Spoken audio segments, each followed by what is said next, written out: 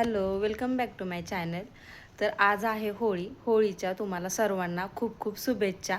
तुमचं स्वागत आहे माझ्या यूट्यूब चॅनलवरती. तर मी कशी रेडी झाले तेही मला सांगा. तर आज मी असे तयार झाले होते होळीसाठी.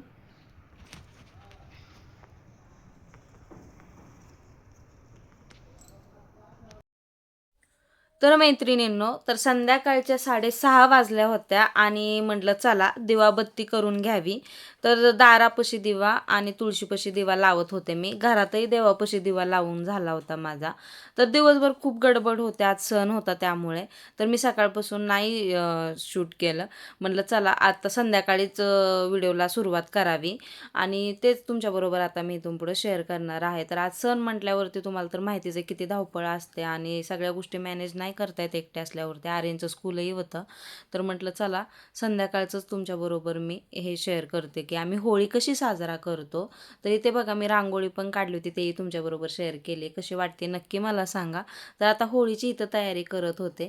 होळीचा सण हा खूपच आवडीचा सण एक आहे बरं का माझा, कारण की मला खूप मस्त वाटतं असं होळी वगैरे साजरा करायला, कारण की मी स्वतः होळीला तयार करत असते अंगणामध्ये आणि ते खूपच छान वाटतं सगळ्या गोष्टी करायला. आणि आपण ह्या छोट्या छोट्या गोष्टी करतो ना, मुलांनाही माहिती होतं बऱ्यापैकी.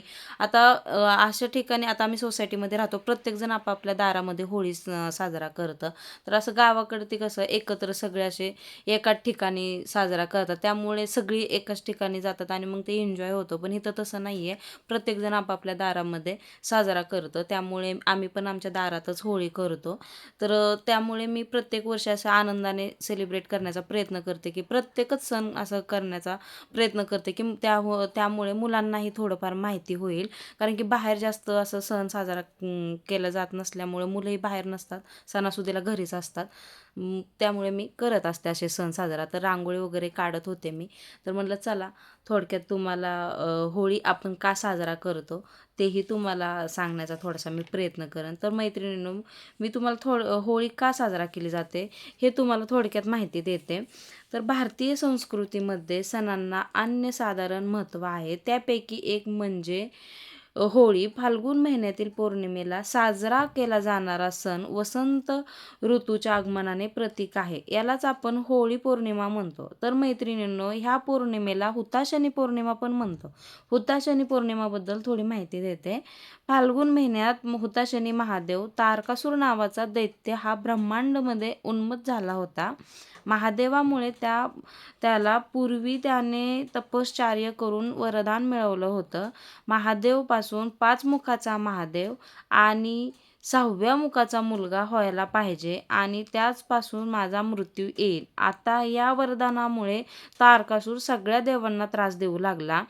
तेव्हा महादेव हिमालयावर हजारो वर्षे तपश्चर्या करत होते. सर्व देवांनी विचार केला की जोपर्यंत महादेवाला मुलगा होत नाही तोपर्यंत तारकासूरचा अंत नाही. शिव पार्वती एकत्र करण्यासाठी विचार केला. महादेवाला सावध करण्यासाठी नंदी, कोकिळा, वसंत ऋतू, रती, मदन आणि भिल्लीच्या रूपामध्ये पार्वती होती. तर हे सगळे हिमालयावरती गेले महादेवाला सावध करण्यासाठी बरं का. तर हे सर्व हिमालय पर्वतावर गेले जिथे महादेव तपश्चर्या करत होते. तर महादेवाच्या शरीरात वसंत ऋतूने प्रवेश केला. महादेवाला सावध करण्यासाठी भरपूर प्रयत्न केला आणि महादेव सावध झाले. महादेवाला सावध करण्याचा राग आला तेव्हा महादेवाने तिसरा डोळा उघडला आणि मदन तो पुढे आला आणि तो भस्म झाला. म्हणून या पौर्णिमेला हुताशनी पौर्णिमा म्हणतात. मदन जाळल्यामुळे होळीमध्ये बोंब मारली जाते बरं का मैत्रिणींनो. तर ही अशी छोटीशी एक कथा तुम्हाला मी सांगितली. आणि मैत्रिणींनो, आपण लहानपणापासून ही कथा ऐकत आलो आहोत. बऱ्यापैकी मैत्रिणींना ही कथा माहिती असेल, तरी पण मी थोडक्यात सांगण्याचा प्रयत्न करते बरं का. तर आपण भक्त प्रल्हादाची कथा आहे, तर म्हटलं चला तेही तुम्हाला सांगते मी. आता आम्ही तर लहानपणापासून ऐकतोय ह्या दोन्ही कथा, तर म्हटलं चला तुमच्याबरोबर पण शेअर करावी. तर भक्त प्रल्हादाची कथा आहे ही. असुर राजा हिरण्यकशिपूचा मुलगा भक्त प्रल्हाद हिरण्यकशिपूचा मुलगा प्रल्हाद हा भगवान विष्णूचा परमभक्त होता. त्याला मारण्यासाठी हिरण्यकश्यपने आपली बहीण होलिका, जिला अग्नीचे भय नव्हते, तिला प्रल्हादाला घेऊन अग्नीत बसायला सांगितले. परंतु देवाच्या कृपेने प्रल्हाद सुखरूप वाचला आणि अन्यायाचे प्रतीक असलेली होलिका जळून खाक झाली. हा सण म्हणजे वाईटावर चांगल्याचा विजय. तर म्हणून ह्या पौर्णिमेला होळी पौर्णिमा पण म्हणतात बरं का. तर अशा ह्या दोन्ही मी कथा सांगण्याचा प्रयत्न केलेला आहे तुम्हाला. तर ह्या आम्ही लहानपणापासूनच ऐकत आलेलो आहोत.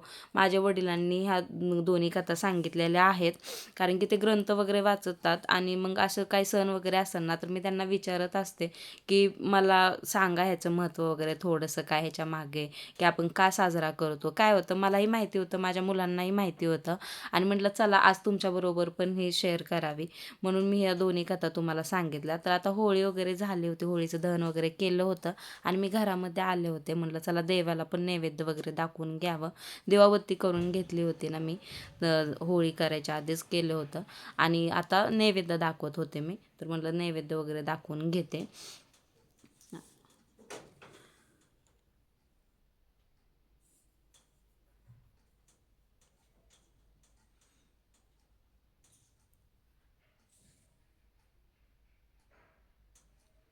तर मी किचनमध्ये आता आले होते. म्हटलं चला आता स्वयंपाक पण करून घ्यायचा होता मला, कारण की मी पोळ्या ठेवल्या होत्या आणि भजी ठेवले होते बनवायचे. तर हेच तुम्हाला दाखवत होते मी आता मी काय काय बनवलं. तर इथं कटाची आमटी बनवली होती, परत भातही बनवला होता आणि राईस आणि इकडे भजीचं पीठ पण बनवून ठेवलं होतं, की आता फक्त ते गरम गरम भजी बनवायचे होते आणि पुरणपोळी बनवायची होती. तर तेच चालू होतं माझं इथे. तर तेच करत होते. ते म्हटलं चला तुमच्याबरोबर पण शेअर करावं छोटंसं. आता सण म्हटलं की पुरणपोळी आलीच बरं का. प्रत्येक सणाला मी पुरणपोळी बनवतेच, कारण की पुरणपोळी मला स्वतःलाही खूप आवडते, आमच्या घरातही सगळ्यांना आवडते. तर पुरणपोळी मी बनवतच असते.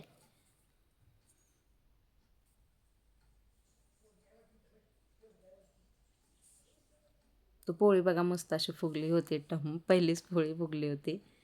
तर म्हटलं चला तुम्हालाही दाखवते.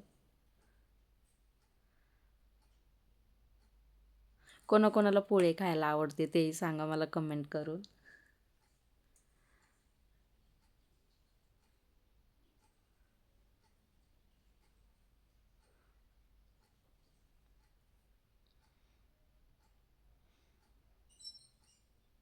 की खूप जास्त गरम होत होतं बरं का संध्याकाळचं. इतक्या लवकर चालू आता इथून पुढं तर उन्हाळा स्टार्टच झालेला आहे तसं म्हणायला. पण फेब्रुवारी महिना पण पूर्ण चांगलंच ऊन पडत होतं, गरम खूप होत होतं. पण आपल्या बायकांना असं स्वयंपाक वगैरे तर करायचं लागतो, त्यात काय ऑप्शन नसतं. गरम हो काही हो चालूच राहतं आपलं.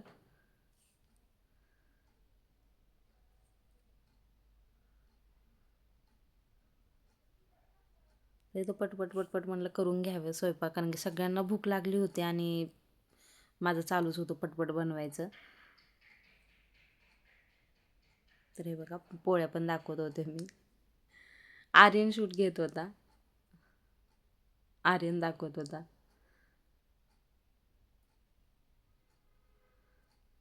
तर इकडे भजी पण काढायचं काम चालू होतं माझं.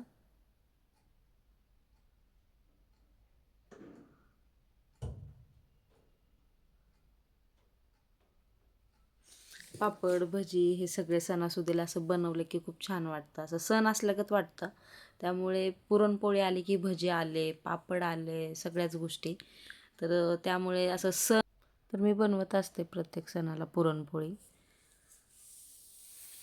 तर आता बघा मस्तपैकी असे भजी पण होत आले होते आणि भूक लागली होती सगळ्यांना, खूप जास्त भूक लागली होती. तर तेच काम पटपट पटपट चालू होतं माझं, कारण की बाहेर पण बराच वेळ गेला ना. आणि त्याच्यानंतर मग घरात आल्यावर पण जरा वेळ बसले, देवाला नैवेद्य वगैरे दाखवला, जरा वेळ बसलो आणि मग म्हटलं आता चला करून घ्यावं. कारण की सकाळपासूनच चालू होतं काम, भरपूर काम होतं. त्यामुळे मग दिवसभर स्वयंपाकातच गेला किचनमध्येच, कारण की सकाळचं आवरत नाही तोपर्यंत दुपारची आता ह्या स्वयंपाकाची तयारी करायला लागली. त्यामुळे पूर्ण दिवस आज कामामध्येच गेला होता. मलाही थकायला झालं होतं. पण आता काय आपल्याला ऑप्शन नसतं, आपल्याला करायचं लागतं शेवटपर्यंत सगळं काय. त्यामुळे आता इथे भजी वगैरे काढून घेत होते मी. म्हणलं पटकन घ्यावी आणि मुलांना भूक लागली होती. तर पटपट आवरायचं एक काम चालू होतं आणि मी काढत होते ना भजी, तर सगळे येऊन भजी घेऊन जात होते खाण्यासाठी.